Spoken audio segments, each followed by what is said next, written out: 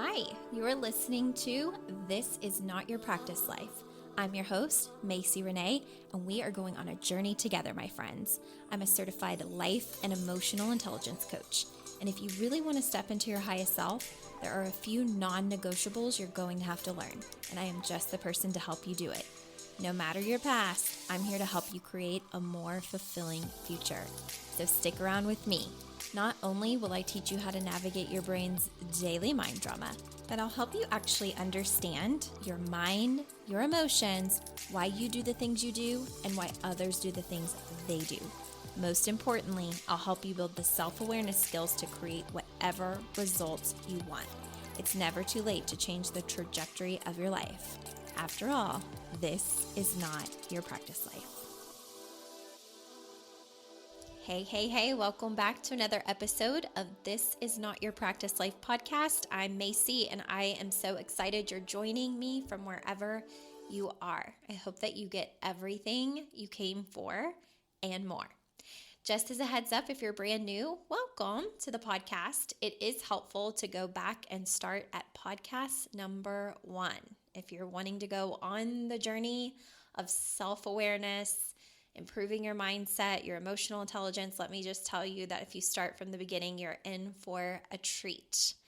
However, you can always skip around to whatever episodes feel most relevant, and I actually do recommend that even if you are someone that goes back and listens to the beginning, that every now and then you catch up on recent episodes, so that way you're up to date on recent or current, I should say, offerings. That way you don't miss like free webinars when I have them, or announcements, or programs that are running, or specials. So just make sure that you maybe check in every now and then. If you don't, another great way to stay up to date is finding me on social media at Macie Renae Coaching on Instagram or Facebook, and or going to macierenae.com and signing up on my email list. That will make sure you don't miss anything either. All right, you guys, I'm so excited. I have been like a sneaky little fairy in the background doing all of these things, prepping for the upcoming weeks. I am so excited. If you're on my email list, you will be up to date very, very soon. I'm just so excited. I haven't spilled the beans out loud or to social media, and I'm just really, really excited, to be completely honest. I can't wait to share all of the things. And so in a few weeks, if you are on my email list or on my social media, you will get to have some insight as to what is going on and some different announcements coming up. All of the things. I'm so excited. I feel like I've been so sneaky behind the scenes, but it's been for really fun, really good things. So I'm excited. Okay. Anyways, today we are going to talk about the root of procrastination.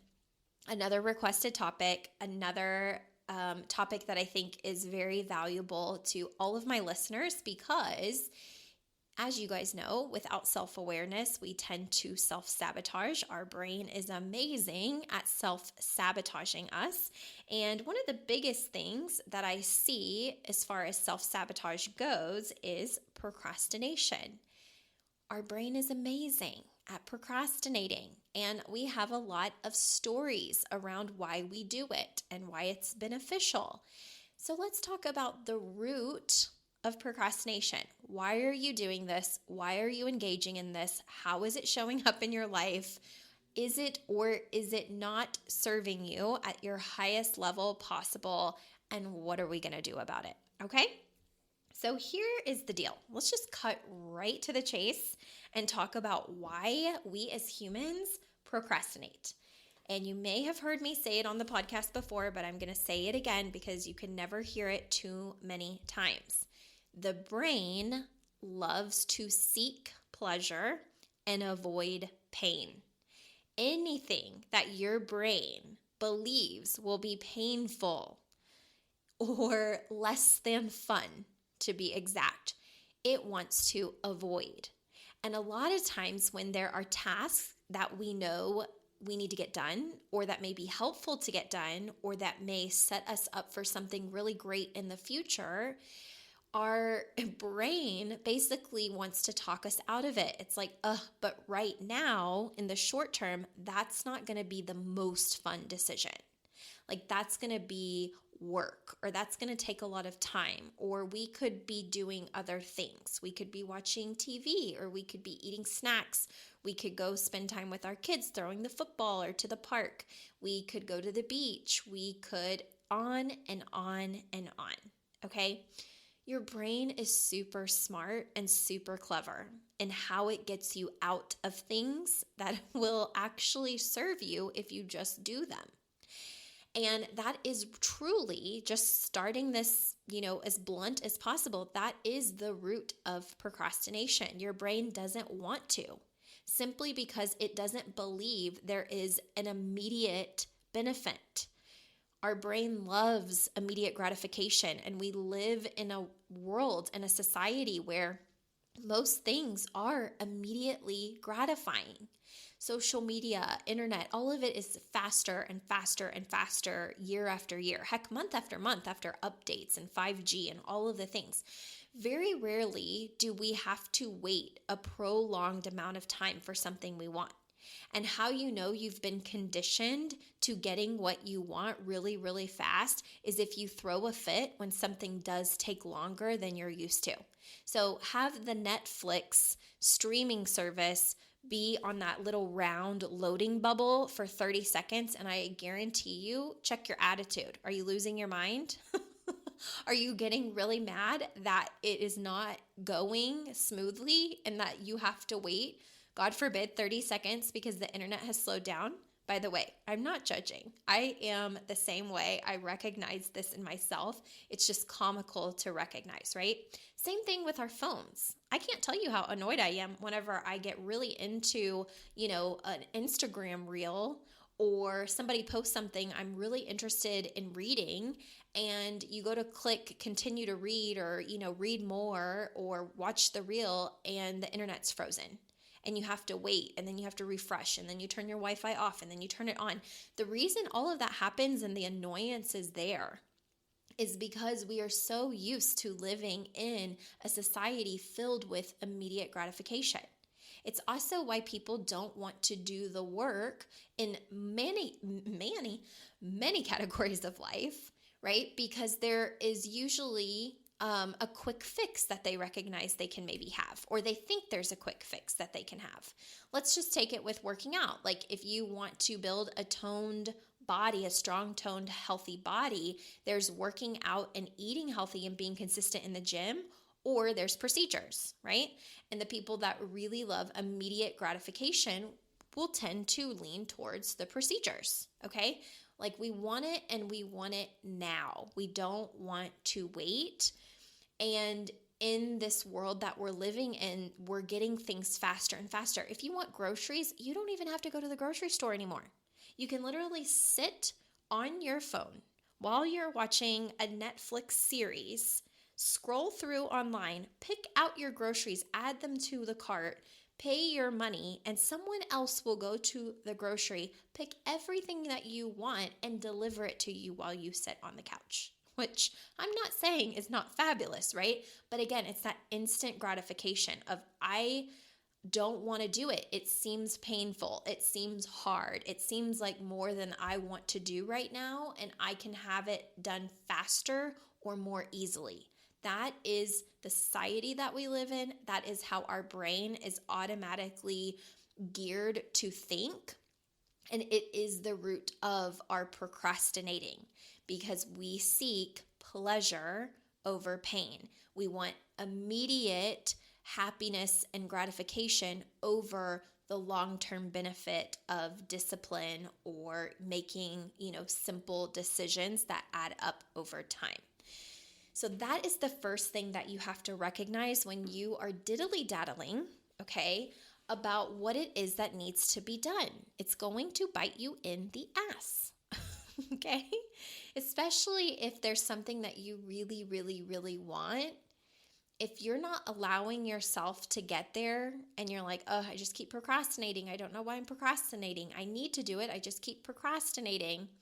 It's likely because your brain feels like it's going to be a painful process. And there could be multiple reasons why. For example, if you're someone that struggles with perfectionism, you might be a big procrastinator because you're overthinking wanting something to be super duper perfect before you do it. You want to have the plan laid out to a T. You don't want to execute and make mistakes. You may be afraid of failure or what it might feel like if you don't live up to your own expectations or the expectations of someone else. And so if you get stuck in a lot of perfectionism, you might be a procrastinator. You may also be a procrastinator if whatever it is that you need to do sounds difficult, right? Or you're making it difficult in your mind. I used to do this with homework all the time, even if the homework wasn't difficult. It was just the idea of like sitting down and having to complete something from start to finish in a sitting. And not even that I really had to do it all in one sitting, but it was the idea that there was something else that was way more interesting or appealing, something way more fun. And also that the work that I would be doing would take a lot of brain power and it would be really, really, really hard.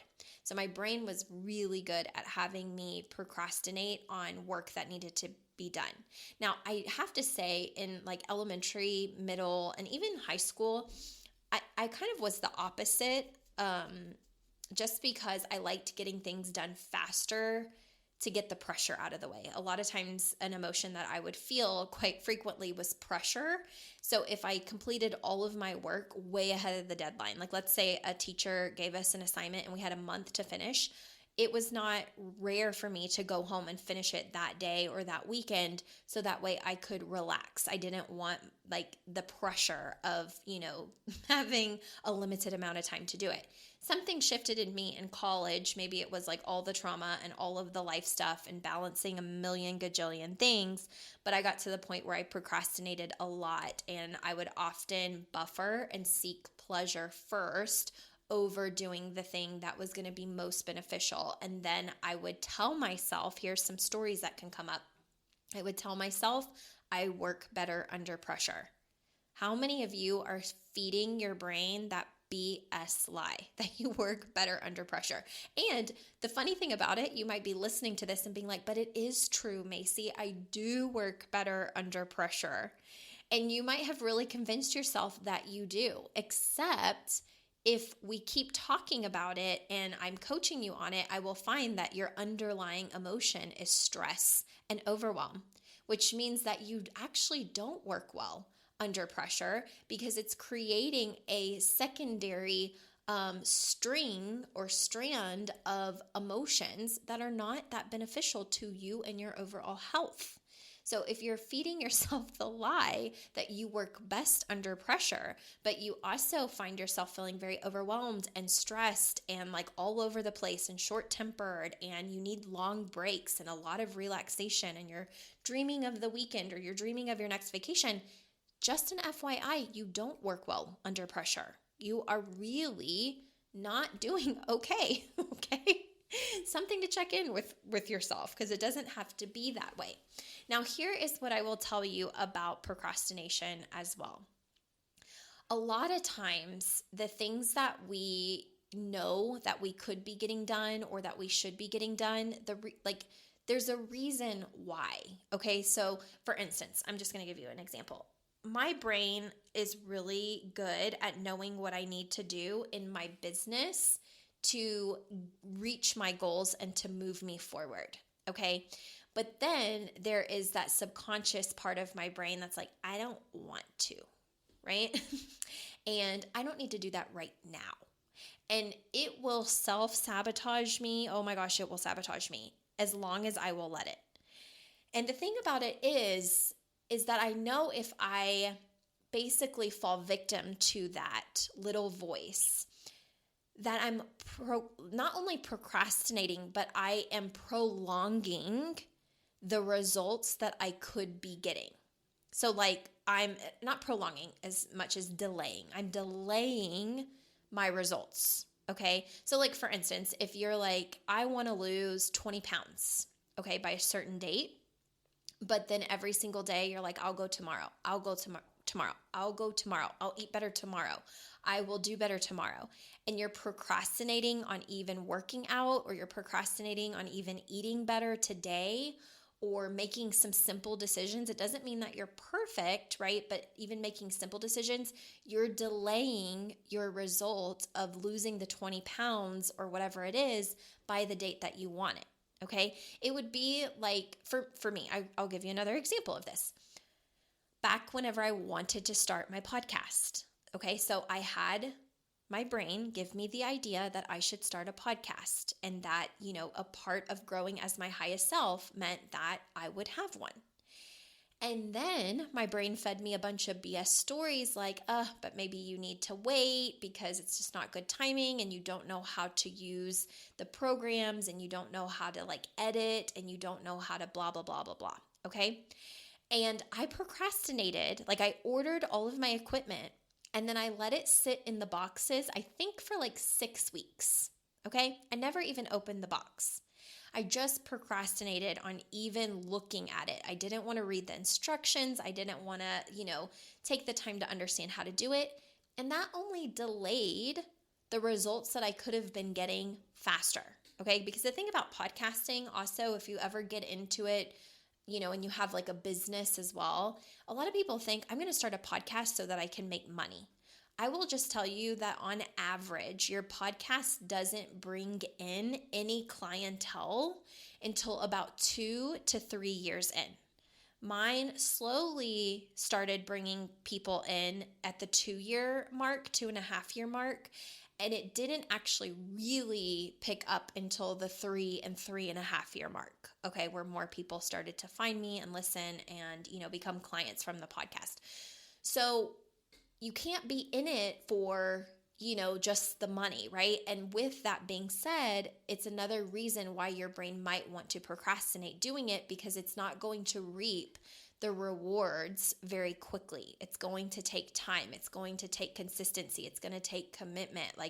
It may never turn into something that is monetarily successful. Okay. And so you have to ask yourself, even with that, am I doing it for the right reasons? And what are the reasons that I'm doing this? Am I in it for the long haul? Questions like that really matter, not even just in podcasting, but across the board, right? With business. A lot of people quit businesses that they start because they don't get the results that they want as quickly as they think that they should get them. And again, it goes back to, I want immediate gratification. I want to start my business and make money immediately. I think that I should be making 50K in the first 2 months, right? Or 100K in the first year. People will get stuck on that mindset. And what's so funny about that is that they will also be procrastinating on what they need to be doing in their business. So they'll be like, I don't really like social media, so I'm just kind of procrastinating on posting, or, I don't feel ready yet, so I'm just going to wait until blah, blah, blah, blah, blah, or whatever their reasons.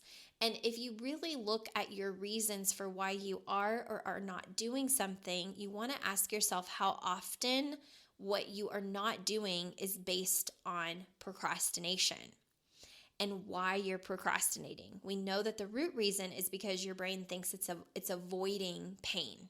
Okay, it doesn't want you to feel discomfort and pain and all of these, uncomfortable emotions. It wants you to be happy right now. So it would rather choose short-term pleasure over anything long-term, because it believes that the long-term is going to be much more painful journey. And sometimes our brain is right.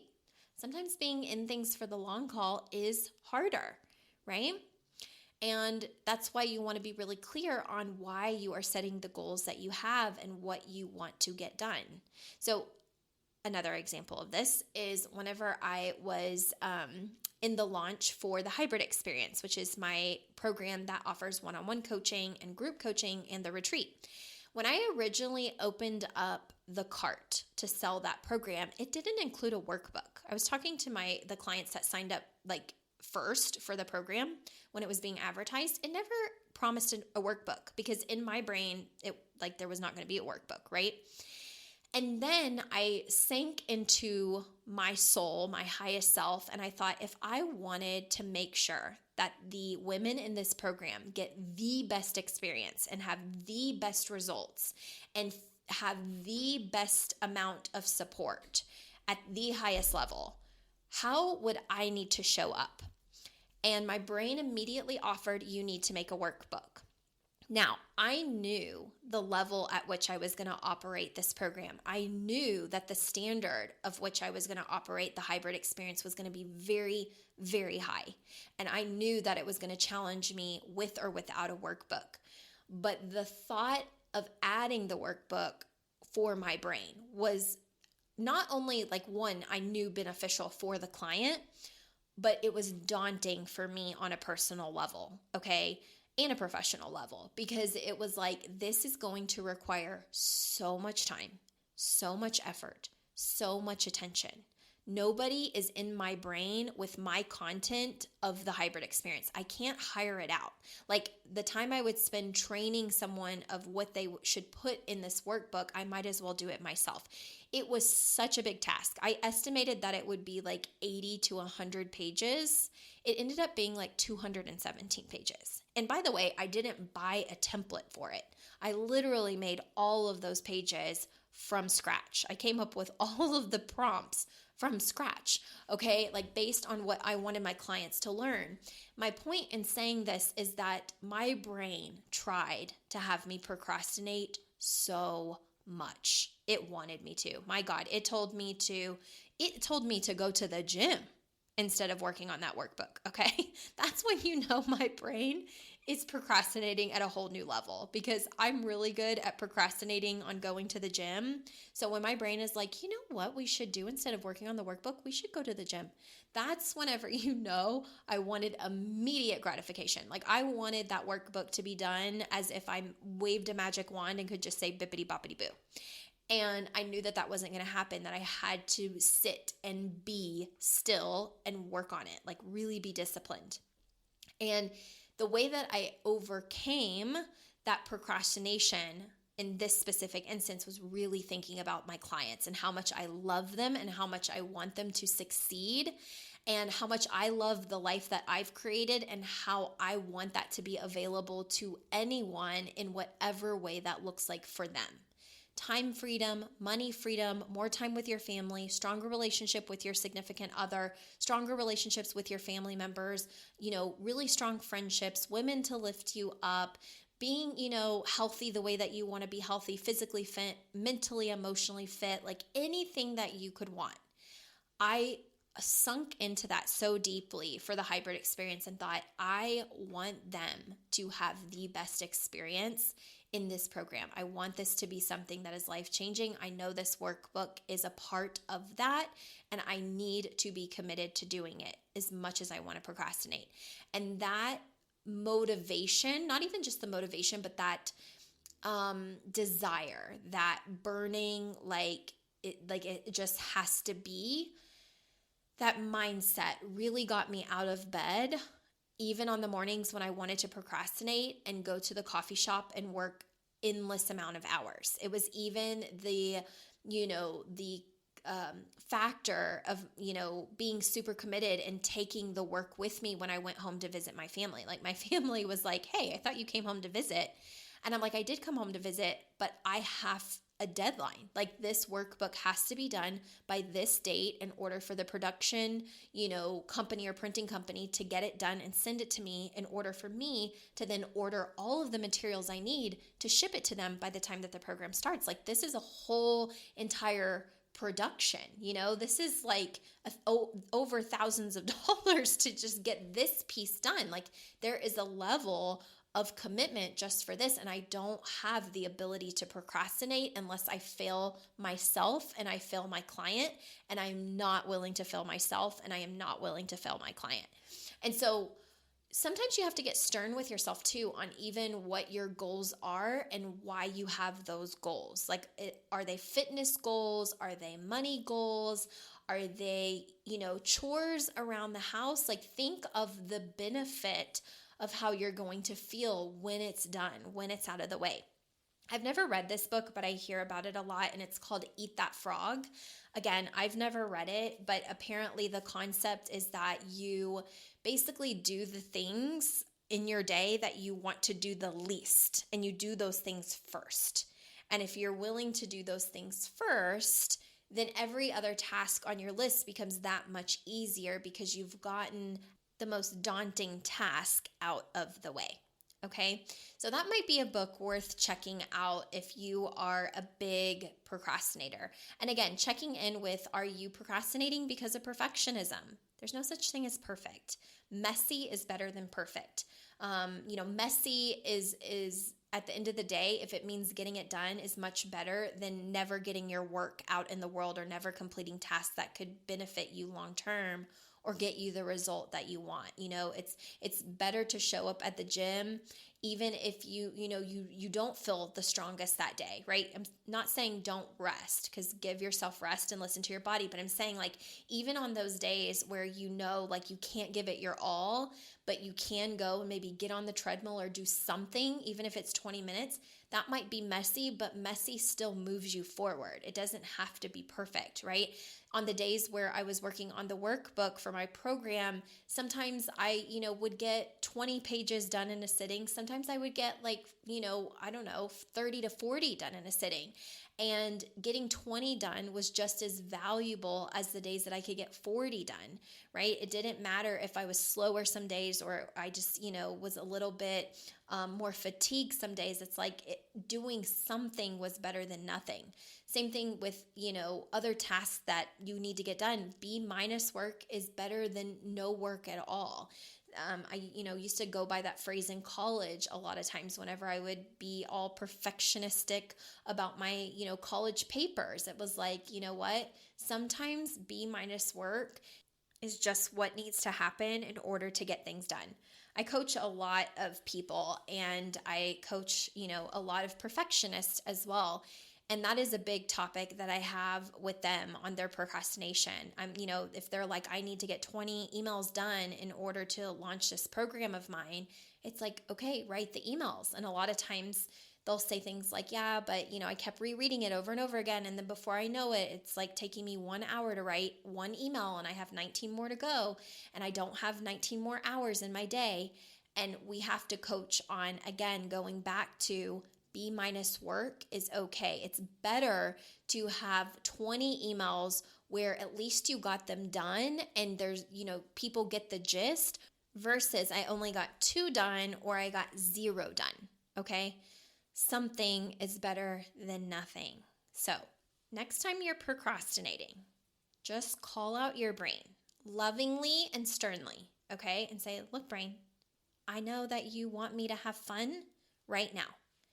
But we are stronger than that, and we're going to get our ish done, okay? We're going to go get what we need to done. We're going to make ourselves proud today, and we're going to experience that little bit of discomfort or, something that doesn't feel like as much pleasure, but it's going to create a better result for us long term.